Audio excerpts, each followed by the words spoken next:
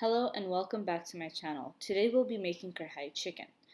The first step is that you'll be roasting cumin seeds and coriander seeds.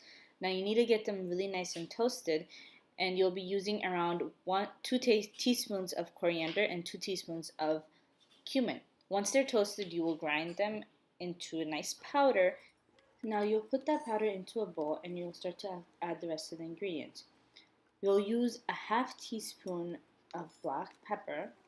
I'm actually using 1/4 teaspoon here, that's why you see me put it twice.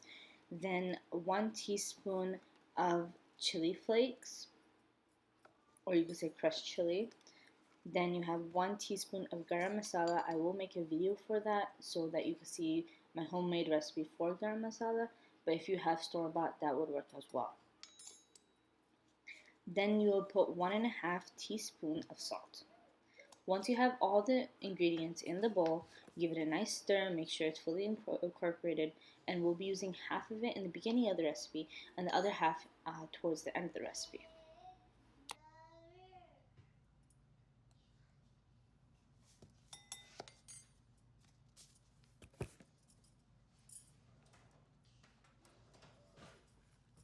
Now this seasoning is not fully powdered seasoning, it's a coarse seasoning. The reason behind this is that if you have a coarse seasoning, you'll get nice fragrance going on while you're cooking. So it won't be just taste, but it'll also smell very good. Next on our ingredient list, we have 2 tomatoes, 5 cloves of garlic, and then we have a thumb of ginger. Grind the ginger and garlic to make a paste. As for chicken, you'll only be using around 1 whole chicken here in pieces. Now to start cooking. We'll heat up the pot a little bit before we start putting our oils and butter in. So we will be putting butter around 3/4 of a stick. So I'm pretty sure that is 3 tablespoons. And then we will be putting around 6 tablespoons of oil, vegetable, olive, whichever one you guys normally use.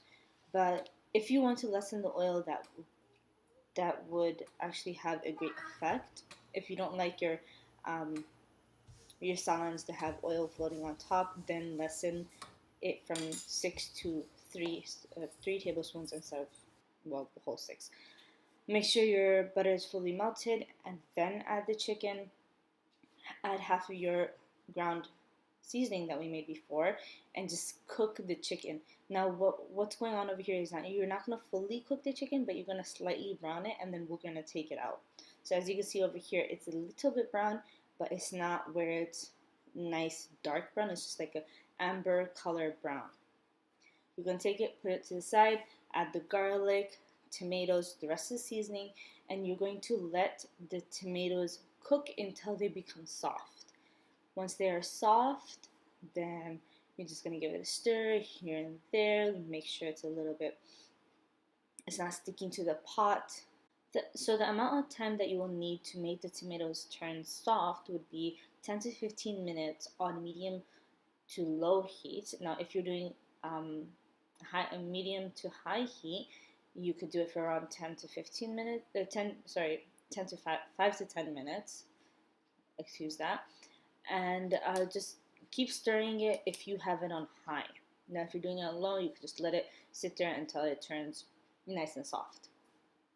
What I did was that I did 10 to 15 minutes on medium to low heat, and I kept on stirring it here and there, and once I noticed that the tomatoes were nice and soft, I added some water in them, and then I just let it cook for a little bit. And then what I did was I uncovered it and let it dry out slightly so the water turns out a little bit thicker.